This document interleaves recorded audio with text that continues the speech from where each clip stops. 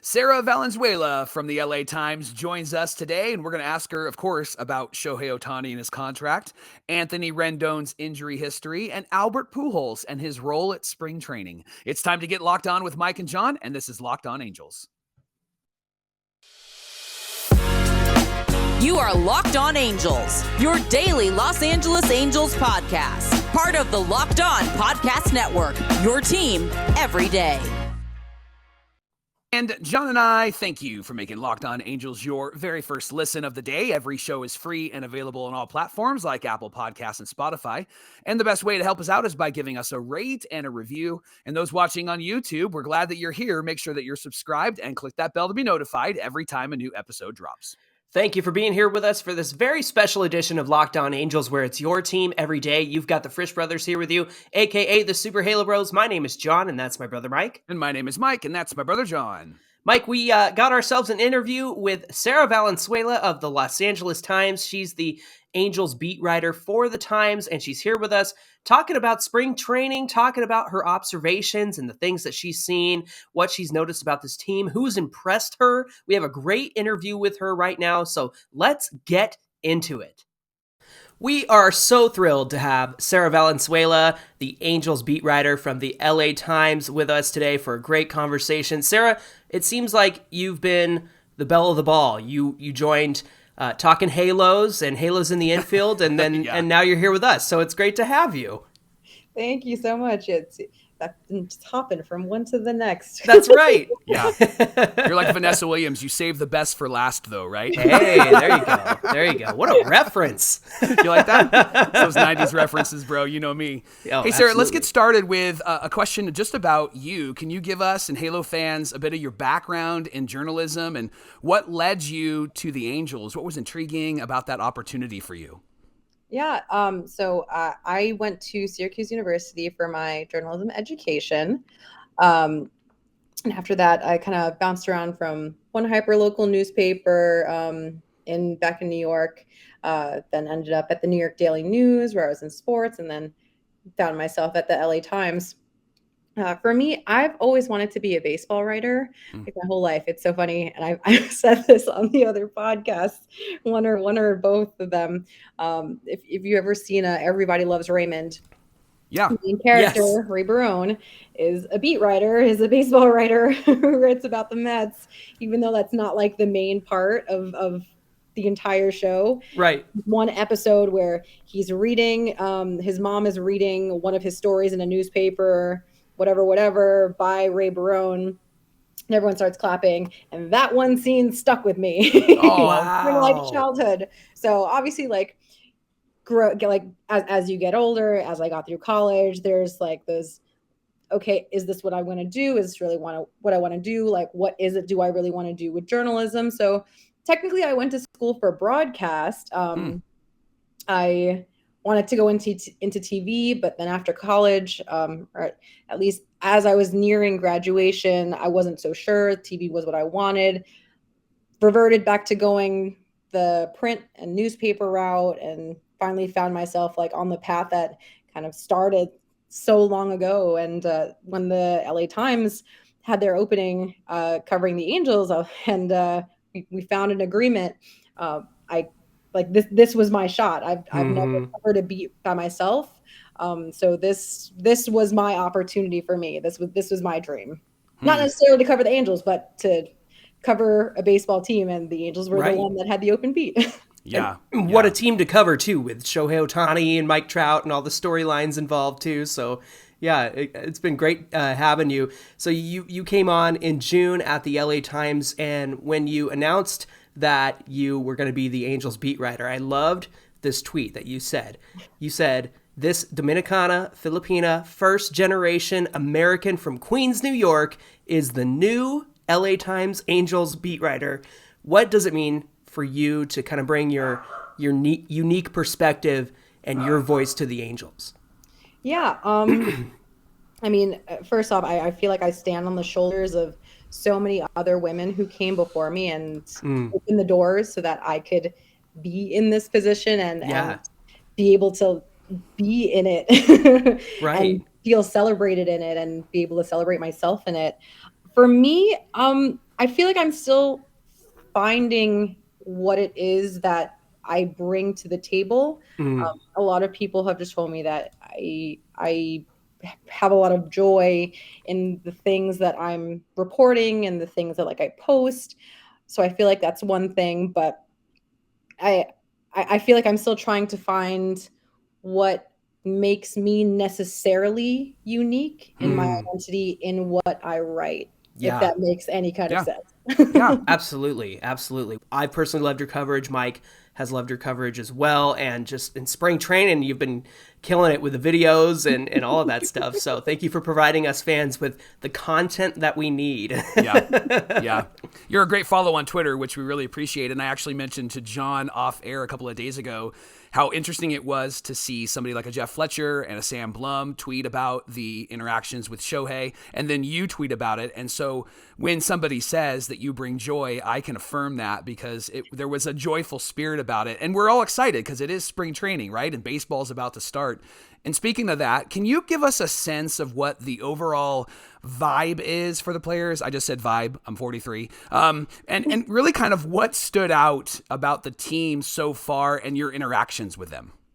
Yeah, I mean, I feel like it's very typical of spring. Early in the spring, everyone is pretty chill, but also very excited and very happy to be there. Springtime is a time for new beginnings, but just in general. Yeah. But spring training, it's just a time for new opportunities. The younger guys who are there have the chance to learn from these people from these other players that they may or may not have like seen before, may have emulated. So it's a chance for growth all around. And it's a very positive clubhouse right now. Mm. That's Love interesting hearing to that. hear because I think a lot of Angel fans, not a lot, there's a pocket of Angel fans I think that are concerned about this team, and then there's a pocket of Angel fans that are just fools like me and John that just have high hopes for this team all the time. So to hear that there's kind of this air of excitement and what's possible, I think as a fan is really exciting to hear. Yeah, I mean, definitely. And spring training is definitely the time for it. Especially with all the moves that the Angels made in the offseason, the guys who are returning kind of see an improved depth where that kind of really hurt them last year. Yeah, So definitely. it's this hope for, okay, we've filled in some of these holes in like the lineup and like in the roster. Let's see what we can do with it, because on paper it looks good. Right. right. On paper, and I've actually said it a few times on the podcast, like on paper this team's great, but games are not played on paper, and we need all of the depth that we can get with this team. And so I was happy to see the moves that they made. Speaking about the chemistry with the team, have you been able to kind of observe Phil Nevin with the players? And what we've heard is that he's really done a great job with building a good relationship with the players. What have you seen in that regard? Yeah, first, it's kind of I don't know if it's serendipity is not the word I'm looking for. It's a privilege just from like a personal standpoint that I get to start my career and I am covering a team with a manager that is also starting his like major league managing career. Yeah, So yeah. I have no idea how long his career is going to last, but it is a privilege that I get to see it from the beginning, like Right. as it's unfolding. So from a baseball like fan standpoint, I think that's like kind of cool. Absolutely. But as far as Phil, I think he is very much like a product of the mentors that he's had throughout like his career, both as a player and as like a coach, third base coach, and then minor league manager. I guess I would describe him as for lack of better terms, a player's coach. Mm. I think he already established to a degree last year a good rapport with the players and a trust with the players, and I feel like that's just carried on to this year now that this team is like it's his first spring training as the manager of this team. And a lot of the things that some of the players have told me about how they see his clubhouse being run is there's a sense of like accountability that he holds to players. There's a lightness, but there's also like a strictness in that same accountability. So far, so hearing good things too. That's great. Locked On Angels is brought to you by FanDuel. We're at the midway point of the NBA season, and now is the perfect time to download FanDuel, America's #1 sportsbook, because new customers get a no-sweat first bet up to $1,000. Just download the FanDuel Sportsbook app. It's safe, secure, and super easy to use. And then you can bet on everything from the money line to point scores to threes made. Plus, FanDuel even lets you combine your bets at a chance for a bigger payout with the same game parlay. So don't miss your chance at a no-sweat first bet up to $1,000 in bonus bets when you go to FanDuel.com/lockedon. You got to go to FanDuel.com/lockedon to learn more. Make every moment more with FanDuel, an official sports betting partner of the NBA.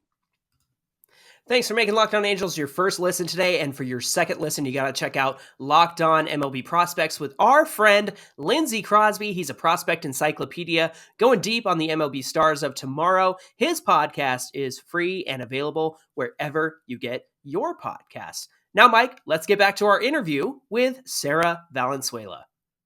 Now, obviously, we got to talk about Shohei, right? And he's had some quotes over the last couple of days, and his agent as well have had some quotes. And it's very ambiguous, right? It's very, I'm focusing on the season, right? And so it feels almost like he's a political candidate that just keeps saying the same thing. What do you do as a reporter, as a beat writer, to try to break through some of that? Is there like a question that you ask and then you ask a separate question to try to get some more information? What's it like for you when you ask a question and then you kind of get this ambiguous kind of same answer every single time from Shohei? For me, I feel like I'm still trying to navigate that, but I think collectively as a beat, we ask one question and then someone else just tries to ask the same question in a different way. Yeah.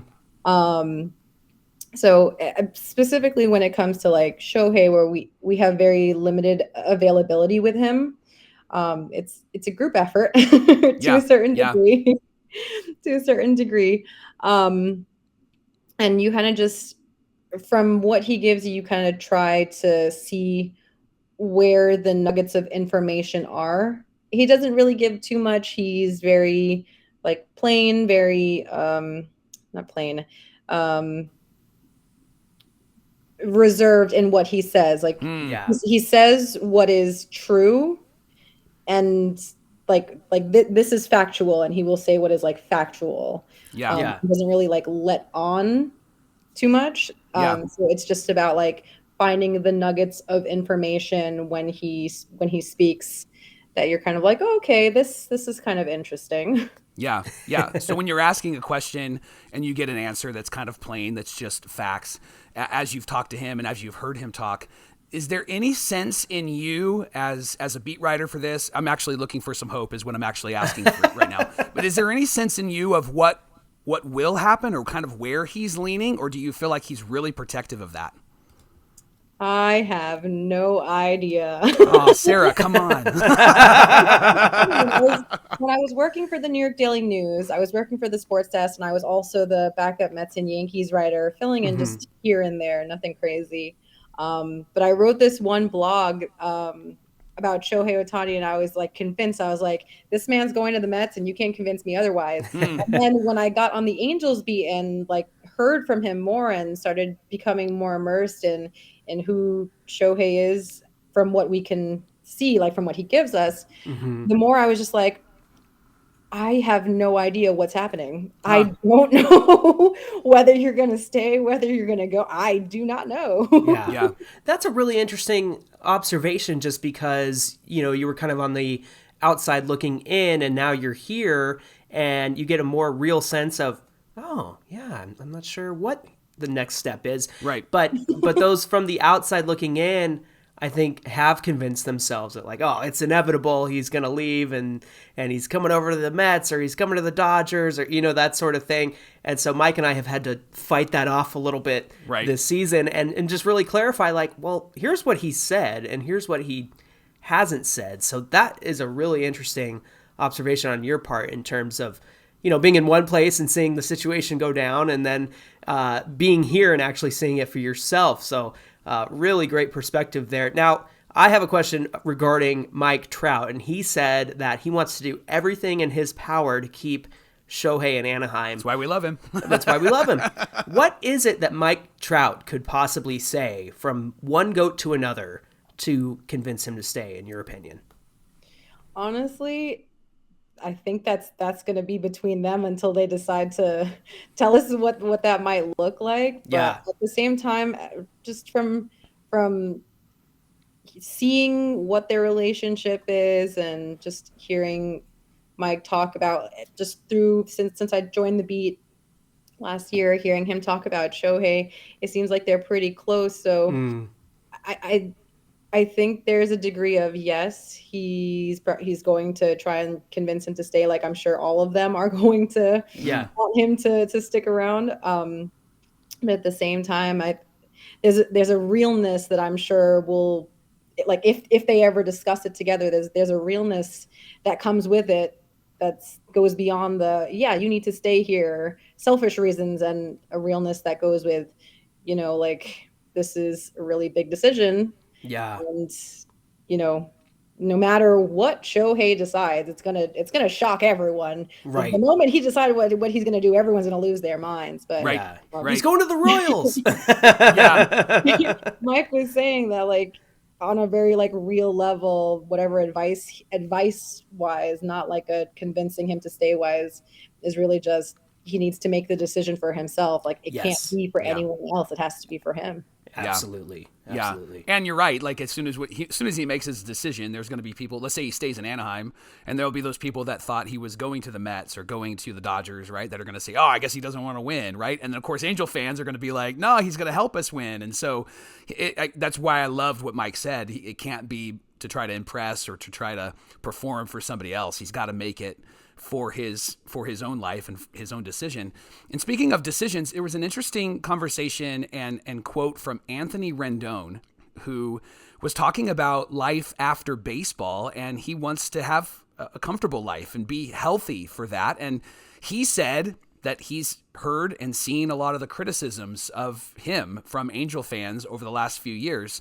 We got a healthy guy in 2020, but it was a shortened season. And then 2021 and 2022, we haven't really seen Anthony Rendon at his peak and really performing well. What's your perspective on what he said, and how did it come across? What was the vibe, the energy as he shared that with you? I think it came across, for me, it came across kind of on a really like real personal level. It's a real in the sense that like there's a self-actualization to, yes, he is a very good baseball player, and that's the reason why the Angels signed him. Once upon a time, he was premier third baseman that everyone who needed a third baseman at the time back in the end of 2019, everyone's like, oh my God, we need Anthony Rendon. Yeah. So like there's a reason why he was signed, and it's still there somewhere. But at the same time, he also like intimated that there was so many surgeries and so many like injuries that he's had that it's like it's worn on him. So I feel like there was a very real actualization with himself that like, yes, I want to play baseball, but also I want to like be okay enough for my family and for my kids. Right. So I think it was kind of a more, not intimate. It was, I'm going to keep using the word real because I can't think of the word I want to use. Right. I think it was just a little deeper. It was just a little deeper into what I think he wants for himself. Yeah. And like for like his life, because he's not just a baseball player. He is also a real person. Right. These are humans that are really talented, that are playing a game, right? And they have real families. And I think sometimes when they see the criticisms and they hear the criticisms, it probably can kind of get stuck in your heart a bit. And fans can sometimes just see them as performers instead of as like, oh, that's a dad, right? That's a brother, that's a son. And so that's why his words really caught me, because he is thinking about what happens after the 4 years, and maybe he does retire, right? And he wants to be a healthy guy. Who wouldn't want to be that? So I appreciated his comments there. Yeah. I asked Phil Nevin about it afterwards. Just if there's a certain conversation that you have with certain guys about, from your like mental standpoint, remembering that you are more than just a baseball player and you are like an actual human being. And he kind of talked about it a little bit, but he was saying like, a lot of guys, especially like when they have kids, like they all come to that same like realization that like there's more to life than just baseball, and like you have your kids and you have your family. So it doesn't necessarily mean he's going to like outright retire after 4 years. I mean, he's still young. He could still play for many more years, but just a thing that like a lot of guys like Rendon just have in their minds of like, yeah, there is more to like my life than just baseball. We're talking with Sarah Valenzuela of the Los Angeles Times. She covers the Angels for the Times. Sarah, thanks for being here with us. Now, we know that you've been in Tempe among the players and the coaches and the staff, and you're braving the elements out there. I saw the crazy wind yesterday in the videos that you were taking. But one thing that really stuck out to me was there's like a really good mix of veteran players and young guys on the team. Have you seen or observed any interesting interactions between some of the leaders on the team versus some of the young guys, maybe the non-roster invitees that are there? What have you seen in that regard? Yeah, so actually a lot of the pairings of the guys, and they go out in their groups, a lot of them, they're intentionally paired, like young guy and then more veteran guy. Oh, that's cool. One of like the pairings that I've been noticing, I know it's not too much of like a stretch between veteran and like young guy, but Andrew Velasquez has been with Zach Neto, for example. Oh, wow. Okay. And Carlos Estevez has been with Jose Marte. So there's like these partnerings with like like younger guy, and then the more veteran guys that have kind of gone off in groups like intentionally. Yeah. So I love that. That's been really cool to see. Yeah. Is that something that Phil Nevin decided to do, or is the other coaching staffs, or who do you think's behind that? I have no idea. Huh. I have no idea. It seems like a Phil move. That's why I was wondering, because just based on what you were saying about him earlier, I'm like, I mean, just the fact that they're pairing up those young guys with those guys who have been around for a while, even Velasquez and Neto. I mean, if like we know Neto can hit really well, but he could certainly learn some things from Velasquez at shortstop, because Velasquez's glove is just phenomenal. So that's really encouraging to hear that they're pairing those guys in that way. Yeah, absolutely. Are there any players that you've noticed, young or old veterans, that have been kind of impressive? Like they've shown up and it just seems like they are on their game and they're ready to go? Honestly, I think Ben Joyce has been one that I don't know if it's different from what he came out of AA doing last season, but I hadn't actually seen him pitch in person prior to like his first few bullpens here at spring training. So the first time I saw him throw, I was like, I think like every video I tried to take of him, I had to like delete and try again, or like try and cut the audio, because I was like, the whole video was just me going like, wow. like his warm-up pitches were coming out like triple digits, and I was just like, what is going on? Yeah. And he has a little bit of a crowd sometimes when he throws his bullpens. Some other guys come to watch him. So he's been pretty exciting.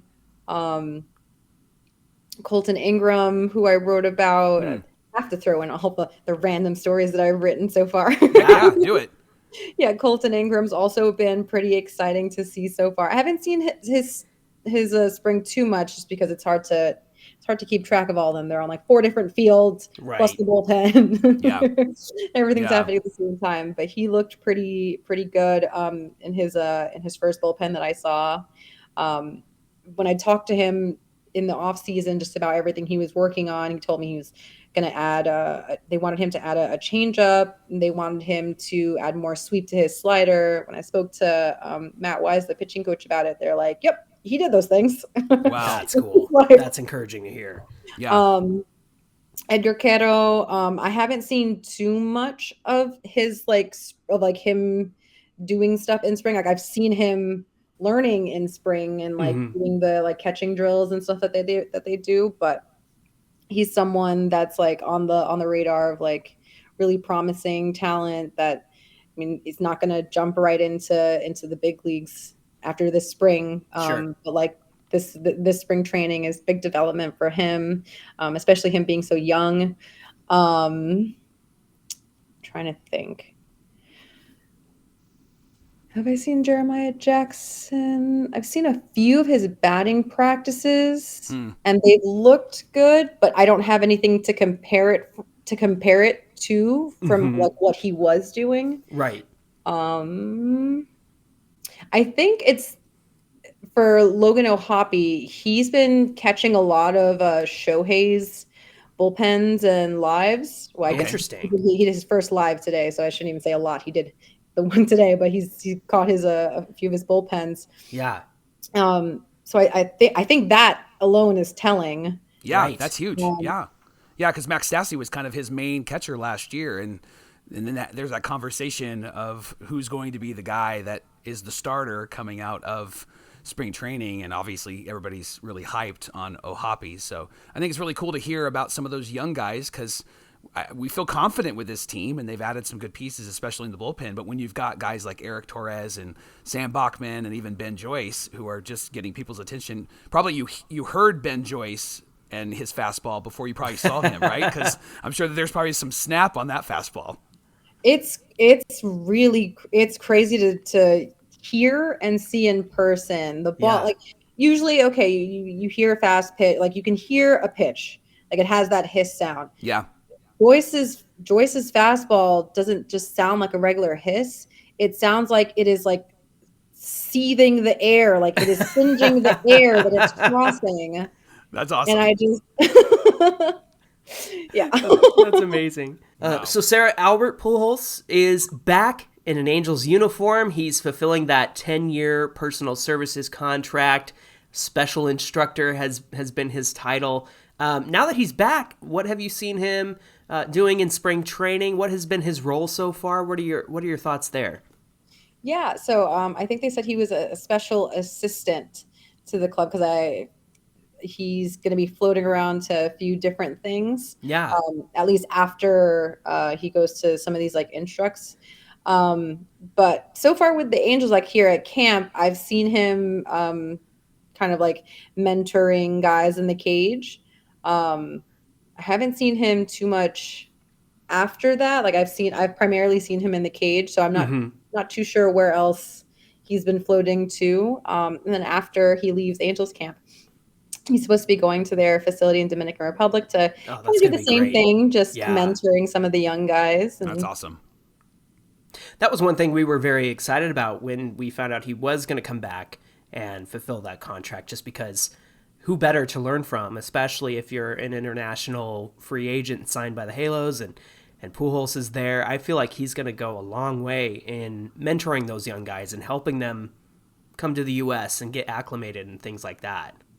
Yeah, he's got 23 years of experience, and then of like knowing how the system works, knowing how the business works, and definitely a plus to helping there.